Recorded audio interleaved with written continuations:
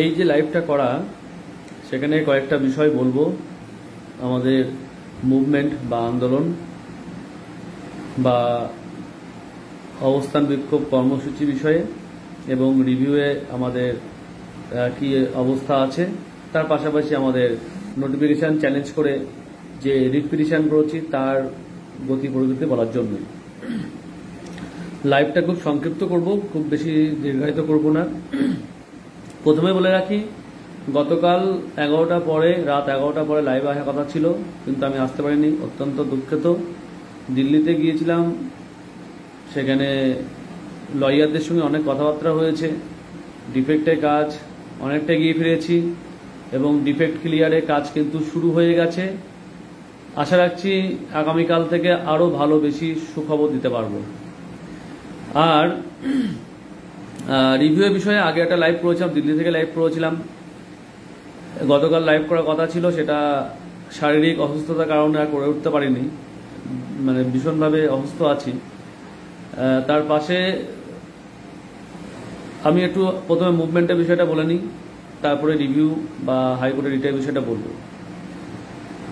আমরা সমস্ত ভ্যালিডিটি প্যানেলে থাকা শিক্ষক শিক্ষিকা, অর্থাৎ এই ভ্যালিডিটি প্যানেলের শিক্ষক শিক্ষিকাদের নিয়ে যে মূল সংগঠন WBUTA কখনোই আন্দোলন বিমুখ ছিল না, থাকবে না, এবং সমস্ত আন্দোলনে আমাদের প্রতিনিধি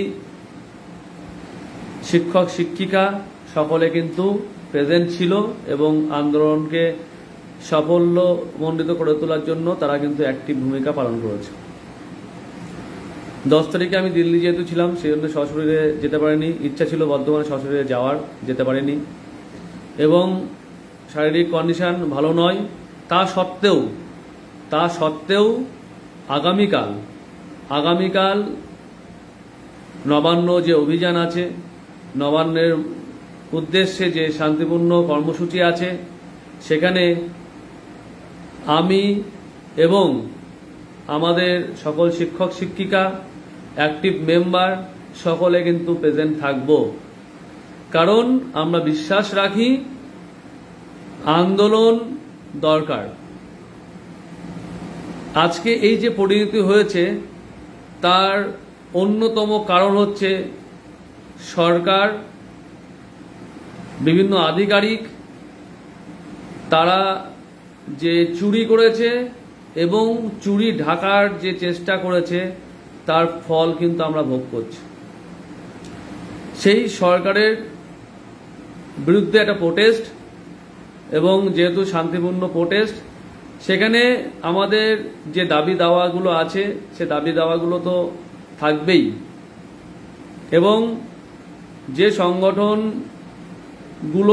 এই আন্দোলনটি ডেকেছে তাদের সঙ্গে হয়তো কিছুটা দাবি দাওয়ার দিক থেকে হয়তো মতপার্থক্য থাকছে, কিন্তু দাবি দাওয়া মতপার্থক্য থাকা এটা স্বাভাবিক। WBUTA এর স্ট্যান্ড পয়েন্ট যেটা ছিল সেটা থাকবে, এবং সেজন্য WBUTA ফর্ম করা, এবং সেজন্য লিগাল যে আইনি যে লড়াইটা চলছে, আইনি যে প্রক্রিয়াগুলো চলছে, সেটা আলাদাভাবে চলছে। কিন্তু রাস্তার আন্দোলনে কোনো রকমভাবে বিভেদ নেই। হয়তো দাবি দাওয়ার কিছু পার্থক্য থাকছে, তা সত্ত্বেও আমরা সেখানে থাকছি। আমাদের যে দাবি দাওয়াগুলো থাকবে সেগুলো থাকবে।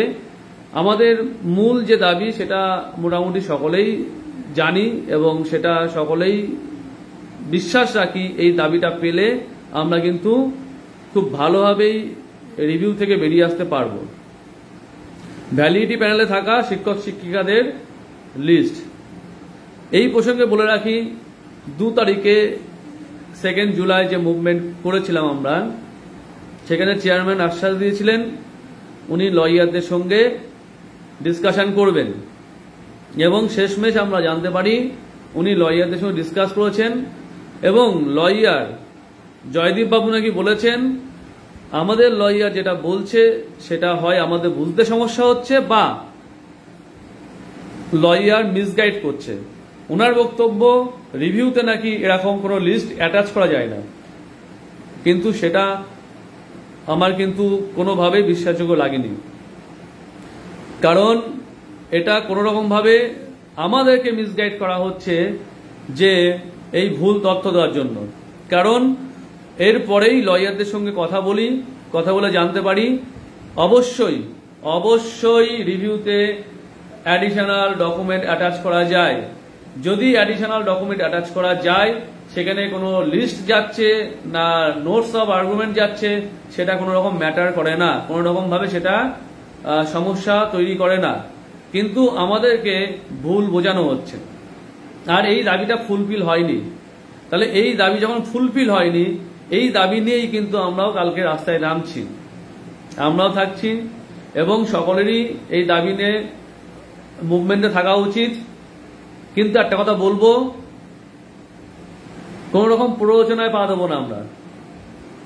অনেকে থাকবে তারা হয়তো শিক্ষকই থাকবে না, শিক্ষক নয়, তারা চাইবে মুভমেন্টটা অন্যভাবে ঘুরে যাক, তারা একটা অশান্তিকর পরিবেশ তৈরি করতে চাইবে। কিন্তু কোন রকম প্ররোচনায় পা না দিয়ে পুলিশ প্রশাসন যদি আমাদের যেই জায়গায় দাঁড় করাবে বা আটকে দেবে, সেখানেই আমরা অবস্থান কর্মসূচি চালিয়ে যাব।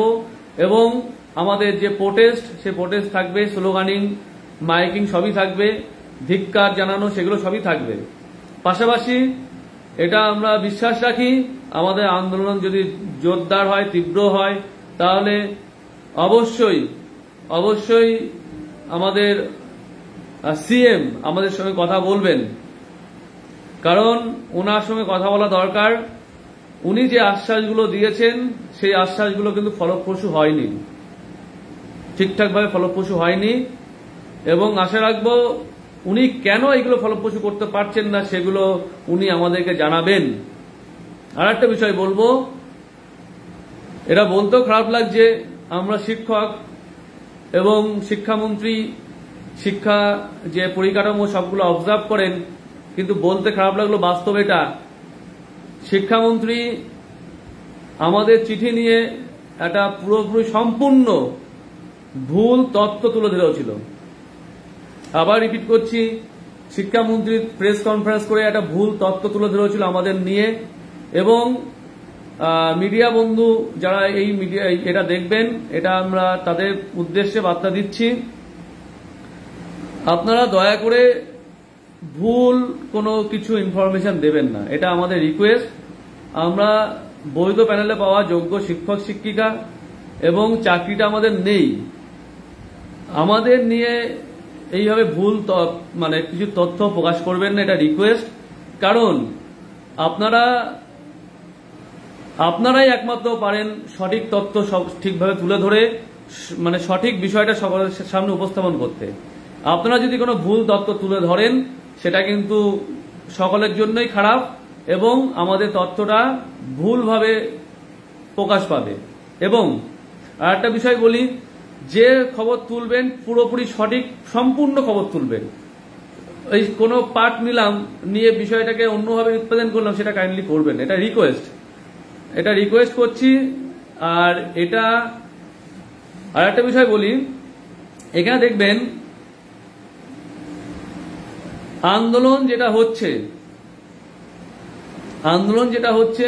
আন্দোলনের সময় দেখা যায় অনেকে থাকে বহিরাগত, যেটা বললাম, তারা কিন্তু অনেক সময় প্ররোচনা দেয়। এবং আমরা যেটা দেখেছি বিভিন্ন ক্ষেত্রে তারা প্ররোচনা দিয়ে যখন সমস্যাটা হয় তাদেরকে পাওয়া যায় না, সেখান থেকে কিন্তু সাবধান থাকবেন। আমাদের উদ্দেশ্য কিন্তু লিস্ট বা দাবি দাওয়া আদায় করা। লিস্টটা সুপ্রিম কোর্টে যেমন এফিডেভিট করে জমা দেওয়া দরকার আছে, তার পাশাপাশি এসএসসি ওয়েবসাইটে দেওয়া দরকার আছে। আর একটা বিষয় বলি, আমাদের হাইকোর্টের রিট আপনারা জানেন যে রিটটা লিস্টেড হয়েছিল অনেক পরে, এবং লয়ার মেনশন করালো সিঙ্গেল বেঞ্চ ওটাকে নিচ্ছিল না, লিস্টেড করছিল না। আগামীকাল লিস্টেড আছে, আশা রাখছি আগামীকাল হিয়ারিংটা হবে। আর একটা বিষয় বলি, একটা বিষয় নিয়ে বিতর্কের জায়গা আসছে, 10 মার্কস এক্সপিরিয়েন্সের যে বিষয়টা বলছে, এই জায়গাটা কিন্তু কেউ ভুল বুঝবেন না। আবার রিপিট করছি, এই জায়গাটা ভুল বুঝবেন না। এই গ্রাউন্ডটা কিন্তু রিভিউকে স্ট্রং করার জন্য সাফিসিয়েন্ট। এবং যদি 10 মার্কস এক্সপিরিয়েন্সটা থাকে তার মানে কি পরীক্ষা দেওয়ার বিষয় বোঝায়? পরীক্ষা দেওয়ার বিষয় বোঝায় না।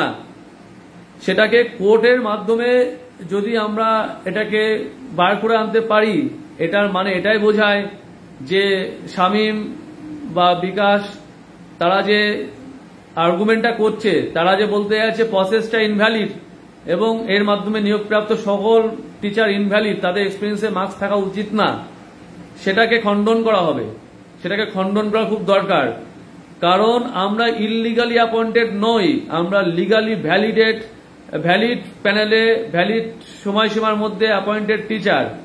এবং এখনো পর্যন্ত আমরা গর্বের সঙ্গে বলতে পারি না সিবিআই, না এসএসসি, না কেউ কোনো কমিটি আমাদের বিরুদ্ধে কিন্তু আলটিমেট কোন রকম ভাবে আমাদের বিরুদ্ধে অভিযোগ বা দুর্নীতি অভিযোগ কিন্তু কেউ তুলতে পারেনি। সেই জায়গায় দাঁড়িয়ে যে এক্সপিরিয়েন্সের মার্কস, সেটা মানে যে পরীক্ষা, এটা কেন ভাবছি আমরা? এটা কেন ভাবছি? এক্সপিরিয়েন্সের মানে কিন্তু আমাদের সসম্মানে মাথা উঁচু করার জায়গা। কারণ আমরা এই যে 2024-22 এপ্রিলের পর থেকে যে প্যানেলটা ক্যান্সেল হয়েছে, আমি যদি তর্কের খাতিরও ধরে নিই, তার আগে পর্যন্ত আমাদের বিরুদ্ধে কোন রকম ভাবে কোনো অ্যালিগেশন ছিল না, কেউ কোন রকম ভাবে একটা দাগ দিতে পারেননি। তাহলে সেই টাইম পর্যন্ত ভ্যালিডিটি থাকবে অবশ্যই, তর্কের খাতিরে ধরে নিলে। এই যে বিষয়গুলো, এই যে আর্গুমেন্টের জায়গাটা, এটা হওয়া মানে কি পরীক্ষা দিতে বসা?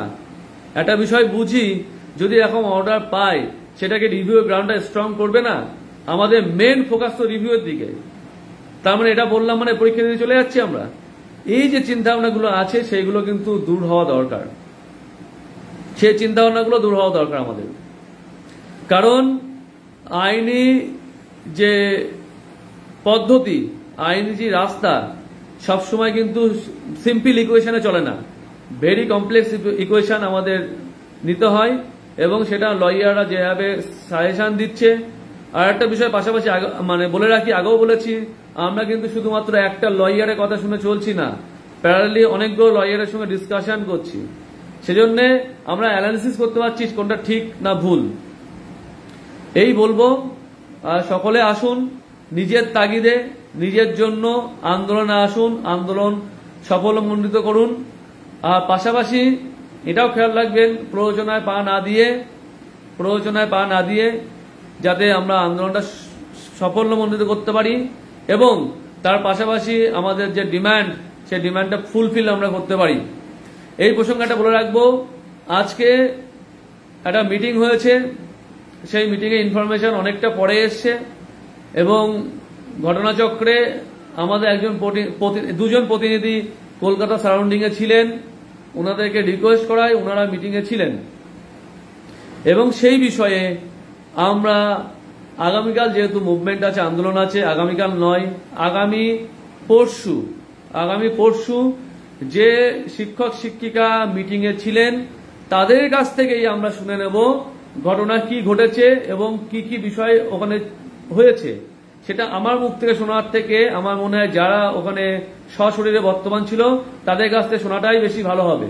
আর একটা বিষয় আবারও বলি, WBUTA কখনো কোনো কিছু লুকিয়ে করে না, যা করে সামনেই করে। কোনো কিছু লোকানোর প্রয়োজন মনে করে না, সবাইকে জানিয়ে করে, সামনে করে। তাতে কেউ যদি ভুল বোঝে সেটা তার ব্যর্থতা, সেটা WBUTA-র ব্যর্থতা নয়। সকলে ভালো থাকবেন। আর আশা রাখি সকলের সঙ্গে আমাদের কালকে যে অভিযান আছে, শান্তিপূর্ণ যে কর্মসূচি আছে নবান্নের উদ্দেশ্যে, সেটা সাফল্যমণ্ডিত করার জন্য সকলে আসবেন।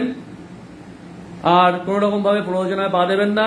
পুলিশ যেখানে আটকাবে সেখানে আমরা বসে গিয়ে শান্তিপূর্ণ অবস্থান বিক্ষোভ করব আমাদের ডিমান্ড ফুলফিল করার জন্য।